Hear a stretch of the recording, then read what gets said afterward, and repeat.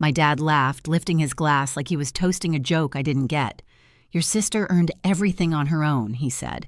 Eyes on me, unlike you. The table went still. My mom's hand froze over the serving spoon. I leaned back, feeling something sharp settle in my chest, and said quietly, "Then I'll stop sending you money." The color drained from his face. What money? In that silence, the house finally told the truth it had been hiding for years. That was the night I stopped being the quiet one. Before I tell you how everything unraveled after that, tell me where are you listening from, so I know I'm not the only one who's had to draw the line. From the outside, we looked like a family worth envying. Sunday dinners, framed smiles, matching sweaters on Christmas cards. But perfection is easier to print than to live. My name's Rachel Shortridge. I'm 32, the quiet daughter, the one who learned early that keeping peace sometimes meant swallowing your own voice. Helena, my older sister by 2 years, was the golden one. Teachers adored her, neighbors bragged about her, and my parents treated her success like a shared inheritance. My dad, Frank, ran our house the way he ran his old restaurant. Every opinion had to pass through him. Mom, gentle but exhausted, spent years translating his pride into apologies no one asked for. When the recession hit, their mortgage slipped behind. I had just started my job at an architecture firm, barely steady myself, but I told Mom I'd help until they caught up. $5,000 a month. Quietly, responsibly. Dad refused to use online banking. He didn't trust screens with his money. So I wired everything to Helena's account. She promised to deliver it in cash, or checks said it made things easier. I believed her, because believing her was what we all did.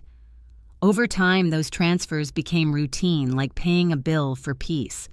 Each month, I sent the money and waited for a thank you that never came. When Dad mentioned the mortgage being under control, I felt a small warmth, thinking I'd helped. Helena would send an occasional text, "handled," and that was it.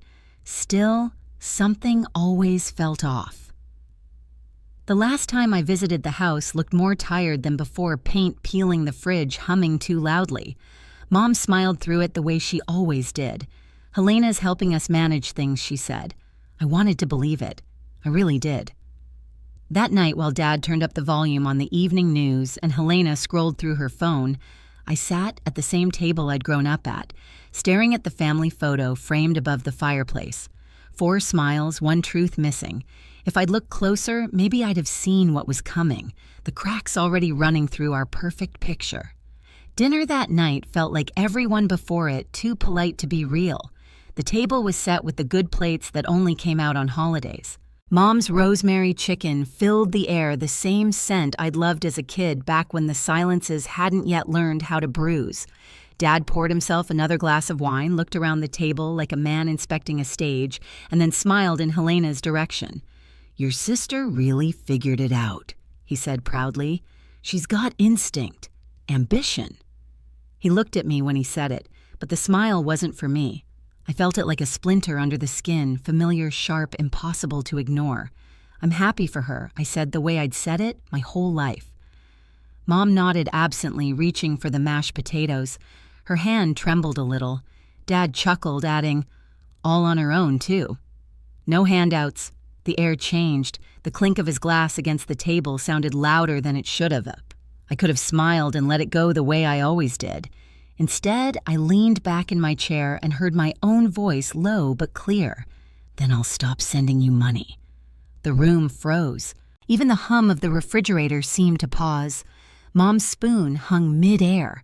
Helena's fork slipped and hit her plate with a dull scrape. Dad blinked once-twice before his expression broke. "What money?" he asked. His tone wasn't angry, it was confused. Sincere. That was the worst part. I met his eyes. "The $5,000 I've been wiring to Helena every month, for you and Mom, since last April." He frowned. "You've been what?" Mom looked at Helena, her face draining of color. Helena straightened in her chair, her voice brittle. "She's exaggerating. There were delays." Some months she sent it late. Every month I interrupted quietly. The first of each one. I have the confirmations. The silence that followed wasn't peaceful, it was surgical. It cut. Dad turned to Helena again. "We never saw a cent." Helena's jaw tightened. "You don't understand, there were expenses." Investments. What kind of investment costs $60,000 and leaves you with nothing to show? I asked. Her eyes flashed. You wouldn't get it, Rachel. You never believe in anything unless it's safe.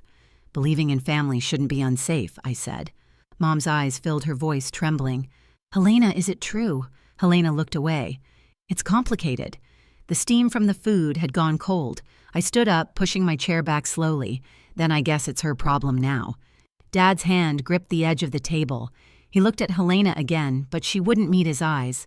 And in that single breath between truth and denial, I knew the house had just changed forever. That night, the house stayed awake. Every wall seemed to breathe with us, restless and heavy. I lay in my old room, staring at the ceiling, tracing the faint glow of the plastic stars I'd stuck there when I was 16. Down the hall, voices murmured, Mom crying softly, Dad pacing. Helena's door stayed shut. I turned on my lamp and opened my laptop. The habit was automatic now. Check the payments, the transfers, the statements. Each line stared back at me like an accusation, $5,000 on the first of every month. My own digital fingerprints on a crime I hadn't meant to commit. $60,000 in total. Gone. The next morning, Dad sat at the kitchen table with his head in his hands. Mom stood by the window, still in her robe, coffee gone cold. She says it's tied up in something Mom whispered. A company. A company doesn't eat mortgage payments, I said. It eats trust. Dad's jaw flexed, eyes red. We'll talk to her when she wakes up. But Helena didn't wake up. She was already gone. Her car missing from the driveway, her room empty except for a perfume cloud that lingered like a lie. A single sticky note sat on her dresser. Don't overreact, I'll fix it. I stared at the words until they blurred. She's not fixing anything, I said. She's running. Mom began to cry again, small broken sounds. Dad grabbed his coat, muttering something about finding her. I caught his arm. Wait, you can't chase her without proof. Let me handle this. He looked at me like he didn't know whether to trust me or himself. Then he nodded once. That day I did what Helena never expected. I worked the problem like a blueprint. I started with the structure, every transaction, every date, every message. Then the weak points where the money changed hands. Each transfer confirmed Helena's account every time. Evan came over that evening, my laptop glowing between us. You're digging deep, he said quietly. I have to, I replied. This isn't just about the money, it's about how long she thought she could lie to me and get away with it. He nodded. What's your next step? The bank, I said. And then a lawyer. At the branch, the manager frowned as she looked through the records. These were all redirected, she said, pointing to Helena's name. Account holder used the funds for private transfers, looks like another intermediary. To who? I asked. She hesitated. A man named Mason Vale. I felt something inside me lock into place. A name, a direction, a trail. When I walked out of that bank, the cold January air hit my face like a vow. I pulled my coat tighter and whispered to myself, you wanted to play with trust, Helena, fine. Let's see how much truth costs. 3 nights later, the doorbell rang just after sunrise. I was in the kitchen with Mom, both of us running on little sleep and too much quiet. Dad was still upstairs sorting through papers he no longer trusted. When I opened the door, a man stood on the porch, jeans hoodie, the kind of smile people practice in the mirror. Morning, he said easily. You must be Rachel. I'm Mason. The name landed like a stone. Helena's Mason, he chuckled. I guess you could call me that. Behind me, I heard Dad's footsteps, slow but heavy. He came to stand beside me, his voice low. What are you doing here? Mason held up a small folder like a peace offering. Just clearing up a misunderstanding. Helena asked me to drop these off, proof of our investment. Mom appeared in the doorway, pale and trembling. Investment, Mason flashed his grin again. Startup work. We're building an app connecting local artisans with clients. Scalable, forward thinking, you know how it is. I stepped aside. Show us. He entered like he owned the place, spreading out glossy printouts across the table. Mock-ups, fake charts, random buzzwords, phase 1 projected growth, beta launch. Not a single number added up. Dad flipped through the pages, face tightening with each turn. This is nonsense, he said. Mason's smile faltered. Every big thing starts small. $60,000 small, I shot back. He looked at me, still pretending calm. "You've been talking to Helena." "No," I said. "I've been talking to the bank." The air shifted. Mom clutched the back of a chair. Dad's breathing grew rough. Mason leaned on the counter, casual again, but his eyes were sharp. "You don't understand," he said. "She wanted this. She believed in me. And you let her believe," I said, "because it paid your rent." Before he could answer, the sound of tires crunching on gravel filled the silence. I turned to the window. Helena's white sedan pulled into the driveway. She stepped out, sunglasses on, though the sky was gray. The door opened, and there she was, hair perfect, coat too. Expensive, smile practiced. When she saw Mason, her expression cracked. "What are you doing here?" Mason's voice softened instantly. "Babe, I told you I'd fix it." Her jaw tightened. "You weren't supposed to come here." Dad's voice was quiet but deadly. "You took your sister's money. You lied to us." Helena's eyes flicked between us. "It's not what you think." "Then explain it," I said. "Because 60,000 disappeared, the mortgage fell behind, and somehow he's driving a new car." She looked at Mason. "You said we'd double it in a year." His shrug was careless. "Plans change." "Plans?" Dad's fist hit the table so hard the glasses rattled. "You stole from your own family." Helena flinched but still clung to the illusion. "It's not stealing if it's an investment. We just needed time." Mom's voice broke. "We skipped our payments because we trusted you." The silence afterward was the kind that swallows sound. I took a step closer to Mason. "So what's your real job?" He smirked. "I'm an entrepreneur." "Funny," I said. "Your last business owes back child support." His face twitched. Helena turned toward me, shocked. "What are you talking about?" I pulled out my phone and showed her the messages the woman with the toddler who'd knocked on our door yesterday. "She's been looking for you, Mason. For him." Helena's hand went to her mouth. "You lied to me." He sighed like a man tired of drama. "I didn't lie. I just didn't tell you everything. That's the same thing I said." Dad moved around the table, standing toe-to-toe with him. "You're leaving this house. Now." Mason's smile vanished completely. "You can't stop her from seeing me. She's an adult." Helena's voice was shaking. "I'm not going anywhere with you." He reached for her arm and instinct kicked in. I stepped between them. "Don't touch her." The sound of sirens grew louder outside. Mason froze, eyes narrowing. "What did you do?" "Just returning the favor," I said. "I called the police an hour ago. They're very interested in where the money went." He backed toward the door as flashing lights painted the walls red and blue. 2 officers entered. "Mason Vale," one asked. Mason tried to laugh. "This is a mistake." But his voice broke when they cuffed him. Helena sank into a chair, her entire body shaking. Dad leaned against the counter, pale and silent. Mom cried into her hands.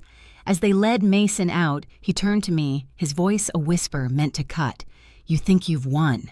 There's always another version of me out there." I met his eyes. "Then I hope she finds someone like me, too." The door shut behind him. The house exhaled for the first time in months. 2 weeks later, the police called. They'd found evidence of multiple scams, 5 women, same story, same promises. Mason had pleaded guilty. The prosecutor wanted Helena's testimony to strengthen the case. At first, she refused. "I can't face him again," she whispered. "You already did," I told her, "and you survived it." In court, Helena sat beside me. She spoke softly but clearly, describing how Mason convinced her to invest how he'd used my transfers as seed money. Her hands shook, but her voice held steady. When Mason tried to look at her, she didn't look back. When the verdict was read, 3 years in prison, 18 months without parole, the room went still. No applause, no celebration, just relief. Dad's hand found mine under the table. Mom sobbed quietly beside him. Helena let out a breath that sounded like surrender. As the bailiff led Mason away, his last glance was met with nothing. We walked out of that courthouse into cold, bright daylight. For the first time, it didn't sting. It felt clean. Later that night back home, I stood in the backyard holding a small box, photos, old receipts, a few notes he'd written Helena. She stood next to me, lighter in the shoulders than I'd ever seen her. "Are you sure you want to do this?" I asked. She nodded. "It doesn't mean anything now." I struck the match. The flames caught curling through the paper, turning everything he'd touched into smoke. We watched it rise into the January sky until nothing was left but ash. Helena whispered, "He took so much from me." I looked at her. "Then make sure he never gets another inch." By spring, she'd found a small job at an office downtown. Mom tended her garden again. Dad fixed the railing on the porch he'd ignored for years. The silence that used to hurt now felt almost gentle. One afternoon, Helena came to me with a small envelope. Inside was a photo of us as kids at the county fair missing teeth. Sticky fingers laughing like we didn't know what betrayal meant. On the back, she'd written, "Thank you for not giving up on me even when I deserved it." I didn't say anything. I just hugged her. For once, the house didn't need words to stay standing. The weeks after the trial felt strange, like the air inside the house had been rewired. Mom started leaving the curtains open again, sunlight spilling across the kitchen tiles. Dad took long walks in the morning, no longer carrying that tightness in his shoulders. And Helena, she didn't try to perform anymore. No perfect hair, no expensive perfume, no excuses. Just her quieter, humbler, still finding her footing. She found work as an office assistant downtown. It wasn't glamorous, but she said it felt honest. Every evening she came home with a packed lunchbox and new lines on her hands, the kind that came from effort instead of guilt. Sometimes I'd catch her sitting in the garden with Mom planting herbs. The same rosemary Mom once used to season the chicken that started everything. One night, Dad sat beside me at the table while I went through some bills. "I think we made her this way," he said softly. "We kept calling her special until she thought she couldn't fail." I looked at him. "We all played our part, but we're fixing it now." He nodded, exhaling. "I'm proud of you, Rachel." It hit harder than I expected, maybe because it was the first time he'd said it without comparing me to anyone else. Later, Helena joined us carrying 3 mugs of tea. "We'll be okay," she said, half to herself, half to us. For the first time in years, I believed her. The house was finally quiet, but not the kind of quiet that hides pain. This was a different silence, the kind built on truth. A month later, I packed my suitcase for Seattle. A new job, a new start. The morning light pooled through the kitchen windows as Mom folded laundry and Dad read the paper like old times. Helena walked me to the car, her sweatshirt sleeves pushed up, a faint smile on her face. "You're really leaving," she said. "It's time I answered." She slipped an envelope into my hand, a photo of us as kids, holding cotton candy cheeks sticky with sugar. On the back, she'd written, "Sometimes you have to lose everything to see what's worth keeping." As I drove away, I looked once in the rearview mirror. The house looked smaller but lighter somehow. Family doesn't break you unless you let it. If this story hit close to home, share yours in the comments and subscribe for more.